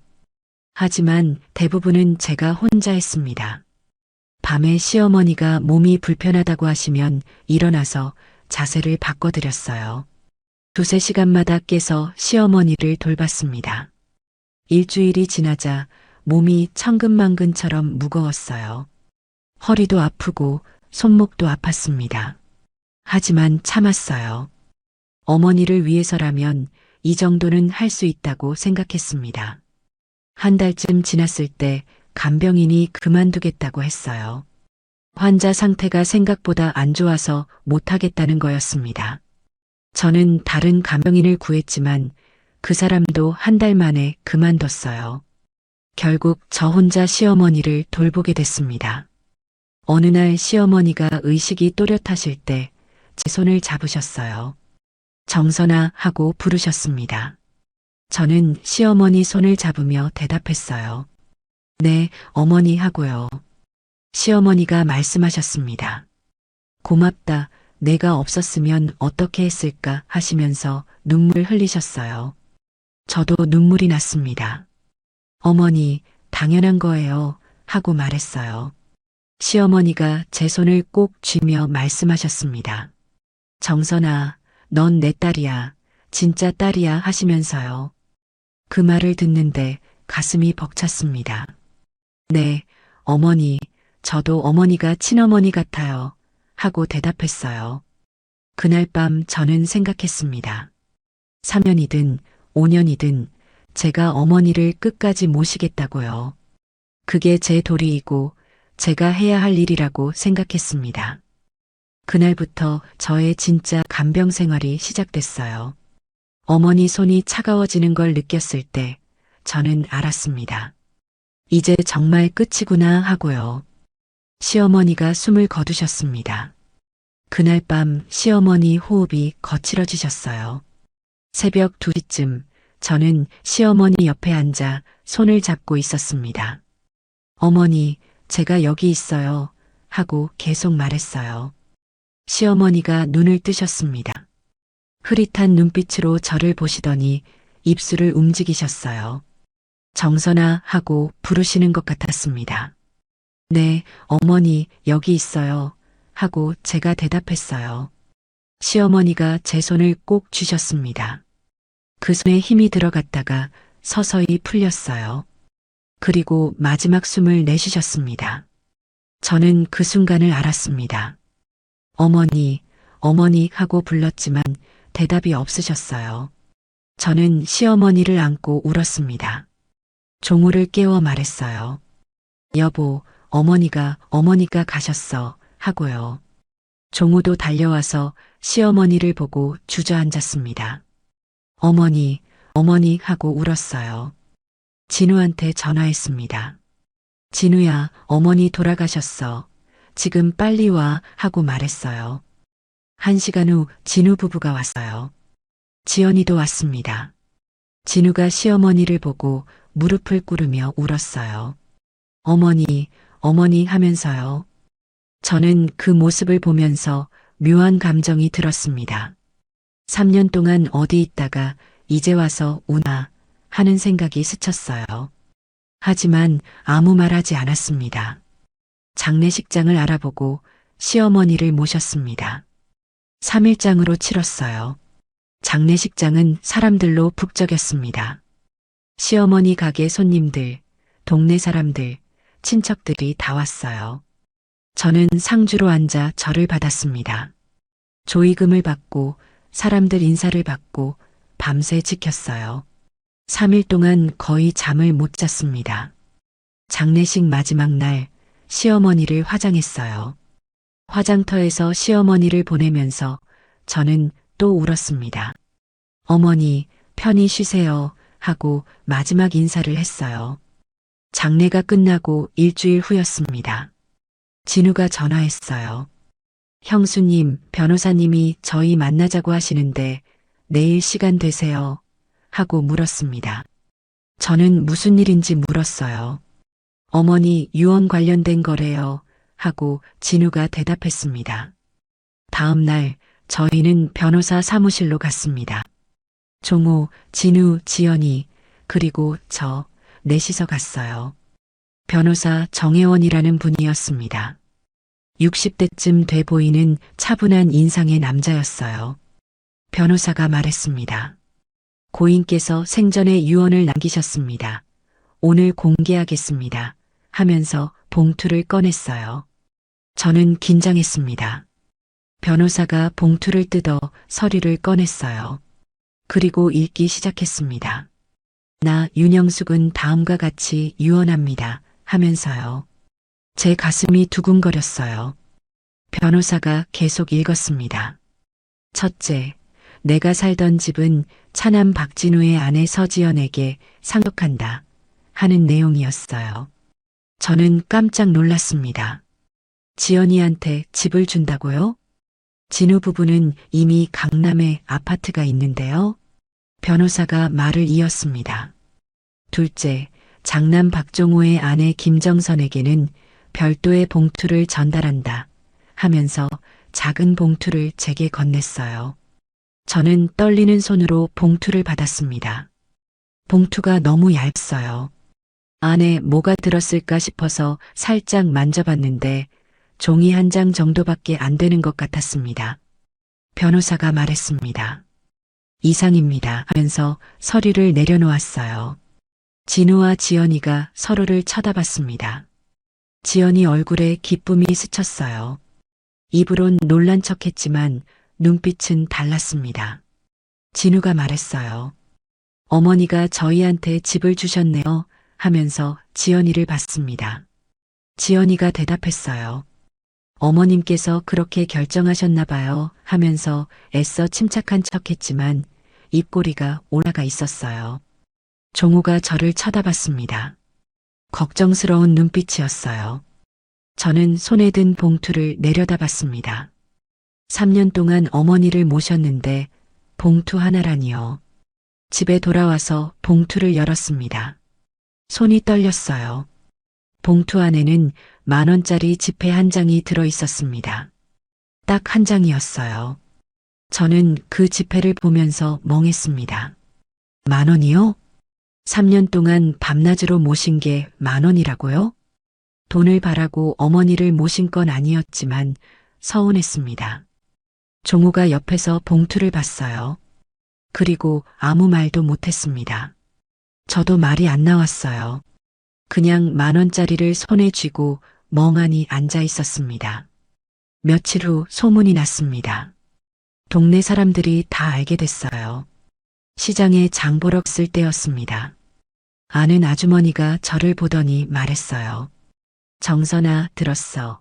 어머님 유언 이야기 참 안 됐다 하면서도 눈빛엔 동정과 호기심이 섞여 있었습니다. 저는 괜찮다고 웃으며 대답했어요. 하지만 속은 무너지고 있었습니다. 다른 아주머니도 말했어요. 3년 동안 그렇게 모셨는데 10,000원이라니 세상에 하면서 혀를 찼습니다. 저는 그 말을 듣고 얼른 집으로 돌아왔어요. 집에 와서 방문을 닫고 울었습니다. 왜 이렇게 서러운지 몰랐어요. 3년 동안 딸처럼 어머니를 모신 것 같은데 결국 저는 아무것도 아니었구나 하는 생각이 들었어요. 어머니가 날 딸이라고 하셨지만 결국 진짜 딸은 아니었던 거죠. 명절 때 얼굴만 비추던 지연이가 집을 받고 3년 간병한 저는 10,000원을 받았습니다. 그게 현실이었어요. 어느 날 우연히 지연이를 마주쳤습니다. 지연이가 저를 보더니 말했어요. 언니, 저도 뭐라고 말씀드려야 할지 어머님께서 그렇게 결정하신 거니까요 하면서요. 말은 미안한 척했지만 얼굴엔 미안한 기색이 없었습니다. 오히려 은근히 우쭐해하는 것 같았어요. 저는 괜찮다고 어머니 뜻이니까 그러려니 한다고 대답했습니다.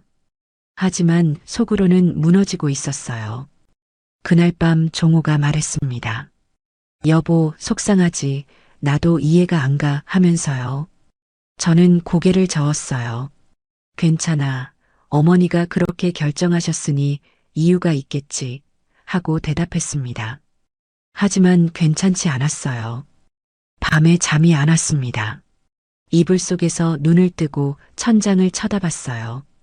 생각이 꼬리에 꼬리를 물었습니다. 내가 뭘 잘못했나? 내가 부족했나? 어머니가 날 사랑하지 않으셨나? 하는 생각들이요. 어머니 손을 잡고 울던 날들이 떠올랐습니다. 정선아, 내가 내 딸이야 하시던 그 말이 거짓말이었나 싶었어요. 새벽까지 잠 못 이루고 뒤척였습니다. 그렇게 한 달 지났어요. 저는 그냥 살았습니다. 10,000원짜리 봉투는 서랍 깊숙이 넣어뒀어요. 버릴 것과 남길 것을 구분하는 게 이렇게 어려운 일인지 몰랐습니다. 손에 잡히는 물건 하나하나가 다 기억을 담고 있었거든요. 시어머니가 돌아가신 지 석 달쯤 지난 어느 토요일 오후였습니다. 저는 그동안 시어머니를 모셨던 방 정리를 미뤄왔었어요. 시어머니 물건들을 정리할 엄두가 안 났거든요. 하지만 더 이상 미룰 수 없었습니다. 종호가 말했어요. 여보, 이제 정리 좀 해야 하지 않을까? 어머니도 그러길 바라실 거야. 하면서요. 저는 고개를 끄덕였습니다. 그래, 알아. 이번 주말에 할게. 하고 대답했어요. 토요일 아침 일찍 일어나 정리를 시작했습니다. 시어머니가 쓰시던 방부터 정리했어요. 옷장을 열었습니다. 시어머니 옷들이 그대로 걸려 있었어요. 자주 입으시던 남색 가디건, 회색 바지, 흰색 블라우스들이요. 저는 옷을 하나씩 꺼내면서 냄새를 맡았습니다. 시어머니 냄새가 아직 남아 있었어요. 은은한 비누 냄새와 시어머니만의 채취가 섞인 냄새였습니다. 그 냄새를 맡는데 눈물이 났어요. 저는 옷을 가슴에 안고 한참을 울었습니다. 어머니가 너무나 그리웠습니다. 한참을 울다가 정신을 차렸습니다. 아니야, 이러면 안 돼. 정리해야 해. 하고 스스로에게 말했어요. 옷을 박스에 담기 시작했습니다.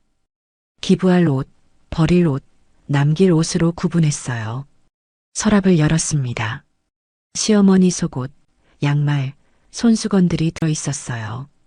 그것들도 하나하나 꺼내서 정리했습니다. 맨 아래 서랍을 열었을 때였어요. 오래된 물건들이 잔뜩 들어 있었습니다. 낡은 수첩, 옛날 사진들, 편지 몇 통, 그리고 잡동사니들이요. 저는 그것들을 하나씩 꺼내봤습니다. 사진 중에는 시어머니 젊은 시절 사진도 있었어요. 노점에서 떡볶이 파시던 모습, 고깃집에서 웃고 계신 모습, 종호와 진우 어릴 적 사진들이요. 저는 그 사진들을 보면서 또 울컥했습니다. 어머니가 얼마나 고생하셨는지 알 수 있었어요. 사진 속 어머니는 웃고 계셨지만 그 웃음 뒤에 얼마나 많은 눈물이 있었을까 싶었습니다. 사진을 다 정리하고 다른 물건들을 꺼냈어요. 그때 손에 뭔가 잡혔습니다. 작고 얇은 봉투였어요. 저는 그 봉투를 보는 순간 알았습니다. 이게 그 10,000원짜리 봉투구나 하고요. 변호사가 저한테 줬던 바로 그 봉투였어요. 저는 한번 열어보고 서랍에 넣어뒀었는데 어느새 여기 다른 물건들과 섞여 있었던 거예요. 손에 쥐니까 기분이 이상했습니다. 이걸 버려야 하나 남겨야 하나 잠시 망설였어요. 그냥 버리자, 다시 볼 필요 없어 하고 생각했습니다. 손을 들어 쓰레기통에 던지려고 했어요. 그런데 뭔가 이상했습니다. 저는 봉투를 다시 자세히 봤어요. 겉은 평범한 흰색 봉투였습니다. 하지만 안을 들여다보니 뭔가 더 있는 것 같았어요. 손가락을 넣어서 만져봤습니다. 10,000원짜리 뒤에 뭔가 종이가 하나 더 있었어요. 저는 깜짝 놀라 봉투를 찢었습니다. 10,000원짜리를 꺼내고 그 뒤를 봤어요. 봉투 안쪽에 아주 작게 접힌 종이가 붙어 있었습니다. 테이프로 봉투 안쪽에 붙여 놓으셨던 거예요. 그래서 첫 번째 열어볼 땐 몰랐던 겁니다. 저는 떨리는 손으로 그 종이를 떼어냈어요. 아주 조심스럽게 펼쳤습니다. 작은 메모지였어요. 시어머니 필체였습니다. 저는 그 메모를 읽기 시작했어요. 정선아, 내 말 들리지? 첫 문장을 읽는데 가슴이 뛰었습니다. 어머니 목소리가 들리는 것 같았어요. 계속 읽었습니다. 사람들 없는 데서 변호사 정혜원한테 꼭 가거라. 변호사한테 가라고요? 왜요? 손이 떨렸지만 계속 읽었습니다. 내 진짜 마음은 따로 있다. 그 문장을 읽는 순간 저는 손에 힘이 풀렸어요. 메모지가 바닥에 떨어졌습니다. 저는 그 자리에 주저앉았어요. 진짜 마음이 따로 있다고요?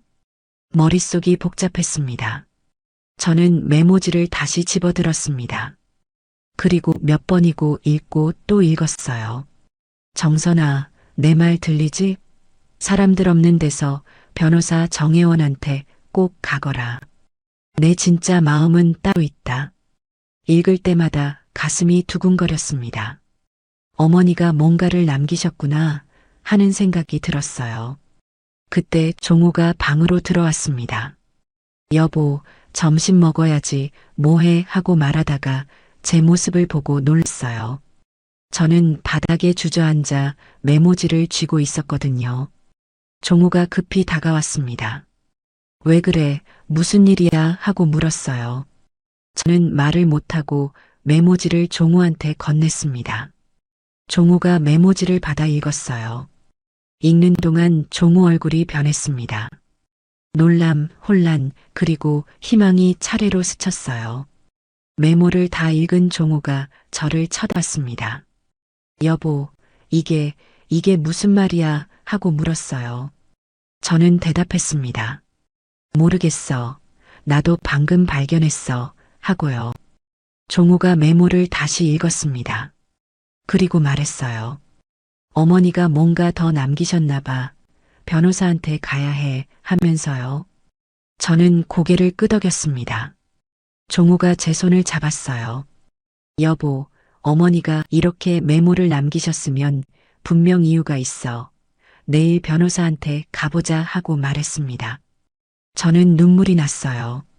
왜 우는지도 정확히 몰랐습니다. 종호가 저를 안아줬습니다. 괜찮아, 다 괜찮을 거야 하면서 제 등을 두드려줬어요. 저는 종호 품에서 한참을 울었습니다. 그날 밤 잠이 안 왔어요. 메모지를 읽고 또 읽었습니다. 어머니 필체를 손으로 따라 그어보기도 했어요. 어머니가 이 메모를 언제 쓰셨을까 싶었습니다. 아마 돌아가시기 전 의식이 또렷하실 때 쓰셨겠죠. 그리고 봉투 안쪽에 조심스럽게 붙여놓으셨을 거예요. 저만 발견하라고요. 왜 이렇게 숨겨놓으셨을까 생각했습니다. 아마 다른 사람들이 알면 안 되는 일이었나 봐요. 그래서 10,000원짜리 봉투 안에 몰래 넣어두신 거겠죠. 다음 날 아침 우리는 변호사 사무실로 가야 했거든요. 옷을 갈아입고 메모지를 조심스럽게 가방에 넣었어요. 집을 나서면서 종호가 말했습니다. 어머니가 뭔가 남기셨을 거라고, 어머니의 진짜 마음을 알 수 있을 거라고 믿었습니다. 택시를 타고 변호사 사무실로 갔어요. 창밖을 보면서 생각했어요. 어머니가 뭘 남기신 건가요? 저한테 뭐라고 말씀하시고 싶으셨던 건가요? 하고요. 택시가 변호사 사무실 앞에 섰을 때 저는 숨을 깊게 들이쉬었습니다. 종호가 제 손을 꼭 잡았어요. 우리는 손을 잡고 건물로 들어갔습니다. 엘리베이터를 타고 5층으로 올라갔어요. 정혜원 변호사 사무실이라고 쓰인 문 앞에 섰습니다. 사무실 안으로 들어갔습니다. 직원이 저희를 보더니 물었어요. 예약하셨나요? 하고요. 저는 대답했습니다. 아니요, 예약은 안 했는데 고 윤영숙님 관련해서 뵙고 싶어서요 하고요. 직원이 고개를 끄덕이더니 안으로 들어갔어요. 잠시 후 나와서 말했습니다. 변호사님이 뵙겠답니다. 들어가세요 하면서 안내했어요. 저희는 변호사 사무실로 들어갔습니다. 정혜원 변호사가 책상에 앉아 있었어요. 저희를 보더니 일어나서 인사했습니다.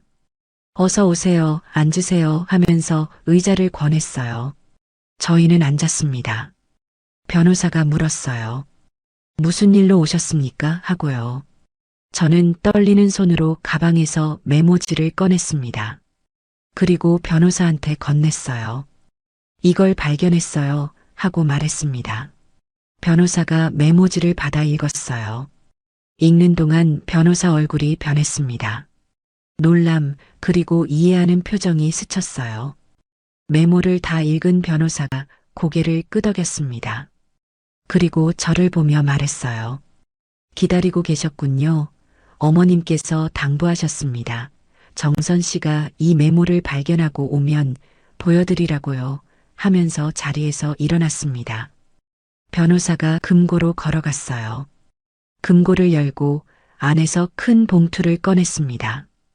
그리고 저한테 가져왔어요.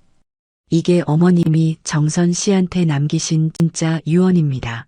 하고 말했습니다. 저는 그 봉투를 보는 순간 눈물이 쏟아졌어요. 어머니가 정말 뭔가를 남기셨구나 하는 생각이 들었습니다. 진짜 사랑은 소리 없이 온다고 했던가요? 그날 저는 알았습니다. 어머니의 사랑이 얼마나 깊었는지를요. 변호사 정혜원이 제 앞에 큰 봉투를 놓았습니다. 이게 어머님께서 정선 씨에게 남기신 진짜 유언입니다. 하고 말했어요. 저는 떨리는 손으로 봉투를 만졌습니다. 두툼했어요. 10,000원짜리 한 장 들어있던 그 얇은 봉투와는 완전히 달랐습니다. 변호사가 말했어요. 열어보세요 하면서 제게 권했습니다. 저는 봉투를 뜯었어요. 안에 서류들이 여러 장 들어있었습니다. 제일 위에 편지 한 통이 있었어요. 봉투에 우리 정선이에게라고 쓰여 있었습니다. 시어머니 필체였어요. 저는 그 글씨를 보는 순간 눈물이 났습니다. 종호가 제 옆에서 제 손을 잡아줬어요. 변호사가 조용히 말했습니다. 편지부터 읽어보세요. 어머님께서 정신이 온전하실 때 직접 쓰신 겁니다. 저는 편지 봉투를 열었어요. 편지지를 꺼내 펼쳤습니다. 시어머니의 글씨가 가득했어요. 떨리는 목소리로 읽기 시작했습니다. 우리 정선이에게. 첫 문장을 읽는데 목이 메었어요. 잠시 멈췄다가 계속 읽었습니다. 이 편지를 읽고 있다면 넌 내가 봉투에 숨겨둔 메모를 찾았구나. 영리한 우리 딸, 엄마가 알았어. 딸이라는 단어에 눈물이 쏟아졌어요. 종호가 제 어깨를 감싸 안았습니다. 저는 눈물을 닦으며 계속 읽었어요.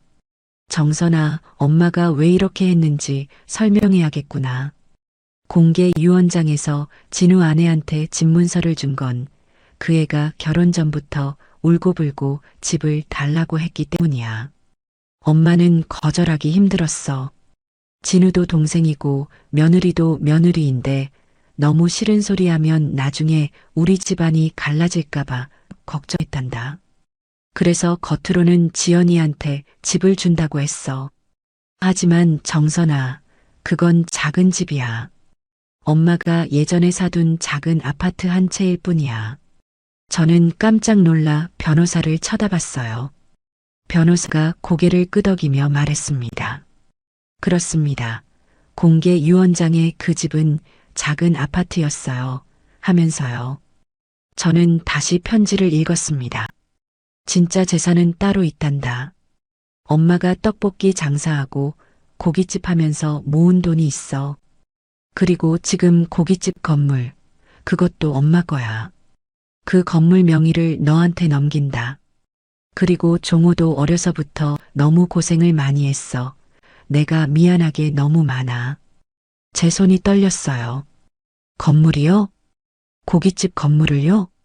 변호사가 서류 한 장을 꺼내 제게 보여줬습니다. 건물 등기부등본이었어요. 소유주가 윤영숙에서 김정선으로 바뀌어 있었습니다. 저는 믿을 수가 없었어요. 변호사가 설명했습니다. 어머님께서 돌아가시기 6개월 전에 명의를 이전하셨어요. 정선 씨 명의로요 하면서요. 저는 말을 잇지 못했습니다. 변호사가 다른 서류를 꺼냈어요. 그리고 통장 여러 개도 꺼냈습니다. 이것들도 정선 씨 명의로 만들어진 통장들입니다. 어머님께서 정선 씨 주민등록번호로 만드셨어요. 하고 설명했습니다. 통장을 펼쳐보니 금액이 적혀 있었어요. 하나에 5천만 원, 또 하나에 3천만 원, 또 하나에 2천만 원이요. 모두 합치면 1억이 넘었습니다. 저는 어안이 벙벙했어요. 이게 다 제 거라고요? 변호사가 말했습니다. 어머님께서 간병비 명목으로 조금씩 모으셨답니다.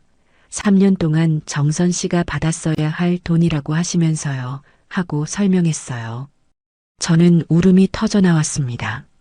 어머니가 이렇게까지 생각하셨구나 하는 생각에 가슴이 무너졌어요. 종호도 옆에서 눈물을 흘렸습니다. 저는 떨리는 손으로 편지를 계속 읽었어요.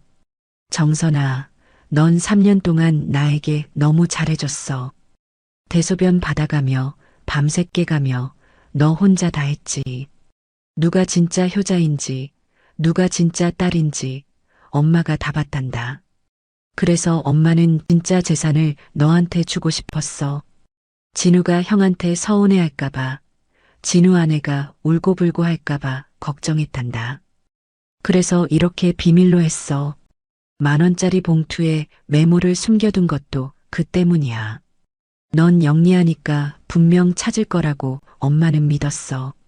저는 울면서 계속 읽었습니다. 정선아, 넌 내 딸이야. 내가 낳지는 못했지만 넌 내 진짜 딸이야. 내가 없었으면 엄마는 외롭게 죽었을 거야. 내가 있어서 엄마는 행복했어. 마지막 3년이 엄마 인생에서 제일 따뜻한 시간이었단다. 내 손을 잡고 내 목소리를 듣고 내 얼굴을 보면서 엄마는 생각했어. 아, 나도 딸이 있구나 하고. 고맙다, 정선아. 정말 고맙다. 너를 만나서, 너를 며느리로 맞아서 엄마는 정말 행복했어. 이제 엄마는 편히 쉴게. 너도 이제 편히 살아라. 그동안 고생 많았어. 사랑한다, 우리 딸. 엄마가 마지막 문장을 읽는 순간 저는 완전히 무너졌어요. 책상에 엎드려 펑펑 울었습니다. 어머니, 어머니 하면서 울었어요. 종호도 옆에서 같이 울었습니다. 변호사도 눈시울을 붉히며 저희를 지켜봤어요. 한참을 울었습니다. 얼마나 울었는지 모르겠어요. 울다가 정신을 차리고 고개를 들었어요. 변호사가 조용히 물었습니다. 괜찮으세요? 하고요. 저는 고개를 끄덕이며 눈물을 닦았어요. 변호사가 말했습니다. 어머님께서 마지막으로 제게 당부하셨어요. 정선 씨가 이 편지를 읽고 울 거라고, 그럴 때 꼭 전해달라고 하셨습니다. 하면서요. 저는 변호사를 쳐다봤어요. 변호사가 시어머니의 말을 전했습니다. 어머님께서 이렇게 말씀하셨어요. 우리 정선이한테 전해주세요. 울지 말라고. 엄마는 행복했다고. 정선이 덕분에 행복하게 갔다고. 고맙다고라고요 하면서요. 그 말을 듣는데 또 눈물이 쏟아졌어요. 저는 편지를 가슴에 안았습니다. 어머니, 저도 행복했어요. 어머니 덕분에 저도 행복했어요. 하고 속으로 말했습니다. 사무실을 나올 때 저는 봉투를 꼭 안고 나왔어요. 건물 등기부등본, 통장들, 그리고 어머니 편지가 다 들어 있었습니다. 밖으로 나오니 햇살이 따뜻했어요. 봄볕이 얼굴을 비쳤습니다. 종호가 제 손을 잡으며 말했어요. 여보, 어머니가 당신을 정말 사랑하셨어. 하면서요. 저는 고개를 끄덕였습니다. 네, 저도 알았어요. 하고 대답했어요. 집으로 돌아오는 길에 저는 창밖을 바라봤습니다. 거리의 사람들, 피어나는 꽃들, 푸른 하늘이 보였어요. 모든 게 아름다워 보였습니다. 집에 도착해서 어머니 편지를 다시 읽었어요. 몇 번이고 읽고 또 읽었습니다. 읽을 때마다 눈물이 났지만 이번엔 슬픈 눈물이 아니었어요. 고마운 눈물이었습니다. 그날 밤 저는 어머니 유품을 꺼냈어요. 어머니가 자주 입으시던 가디건, 어머니 사진, 그리고 편지를 함께 놓았습니다. 그 앞에 앉아 말했어요. 어머니, 이제야 알았어요. 어머니 마음을 이제야 알았어요. 하고요. 저는 어머니 사진을 보며 말했습니다. 어머니, 저도 어머니 딸이었어요. 진짜 딸이었어요. 하면서 울었어요. 그날 밤 꿈에 어머니가 나오셨어요. 어머니가 웃고 계셨습니다. 정선아, 잘 찾았구나. 하고 말씀하시는 것 같았어요. 저는 꿈속에서 어머니를 안았습니다. 어머니 사랑해요 하고 말했어요. 어머니도 저를 안으며 말씀하셨습니다. 나도 사랑한다. 우리 딸 하면서요. 몇 달이 지났습니다. 저는 어머니가 남겨주신 고깃집 건물을 계속 운영하기로 했어요. 어머니가 평생 갖고 온 가게를 제가 이어가고 싶었습니다. 가게 이름은 그대로 뒀어요. 영숙이네 고깃집이라고요. 가게를 운영하면서 저는 매일 어머니를 생각합니다. 손님들이 고기를 구워 먹을 때 저는 어머니가 여기 계신 것 같아요. 어머니 웃음소리가 들리는 것 같고 어머니 손길이 느껴지는 것 같습니다. 진우 부부는 가끔 가게에 와요. 지연이는 처음에 표정이 복잡했습니다. 아마 건물이 제 명의인 걸 나중에 알았나 봐요. 하지만 저는 신경 쓰지 않았어요. 어머니가 결정하신 일이고 어머니 뜻이니까요. 어느 날 저는 어머니 산소에 갔습니다. 봄꽃을 들고 갔어요. 산소 앞에 꽃을 놓고 앉았습니다. 어머니, 저 잘 살고 있어요. 하고 말했어요. 어머니가 남겨주신 것들로 잘 살고 있어요. 가게도 잘 되고 있어요. 하고요. 바람이 불었습니다. 나뭇잎이 흔들리고 꽃잎이 떨어졌어요. 저는 그 바람 속에서 어머니 목소리를 들은 것 같았습니다. 잘하고 있어. 우리 딸 하는 목소리요. 저는 웃으며 말했어요. 네, 어머니, 저 잘하고 있어요. 하고요. 그날 저는 오랜만에 마음이 편안했습니다. 집으로 돌아오는 길에 생각했어요. 사랑은 돈으로 잴 수 있는 게 아니구나 하고요. 어머니가 남겨주신 건 돈이나 건물이 아니었어요. 진짜 남겨주신 건 사랑이었습니다. 넌 내 딸이야 라는 그 말이었어요. 그 말이 저를 살게 했고 그 말이 저를 일으켜 세웠습니다. 지금도 힘들 때면 어머니 편지를 꺼내 읽어요. 읽을 때마다 힘이 납니다. 어머니가 저를 사랑하셨다는 것, 제가 어머니 딸이었다는 것, 그것만으로도 충분합니다. 저는 오늘도 가게에 나가 고기를 굽습니다. 손님들을 맞이하고 웃으며 일합니다. 어머니가 그러셨던 것처럼요. 그리고 가끔 하늘을 올려다보며 생각합니다. 어머니, 저 잘 살고 있어요. 어머니 딸로 살고 있어요. 하고요. 그 생각만으로도 제 하루는 따뜻합니다. 어머니의 사랑이 아직도 제 곁에 있으니까요. 진짜 가족은 피가 아니라 마음으로 만들어지는 것 같습니다. 어머니는 제게 그걸 가르쳐 주셨어요. 그리고 저는 평생 그 가르침을 안고 살아갈 겁니다. 어머니 사랑합니다.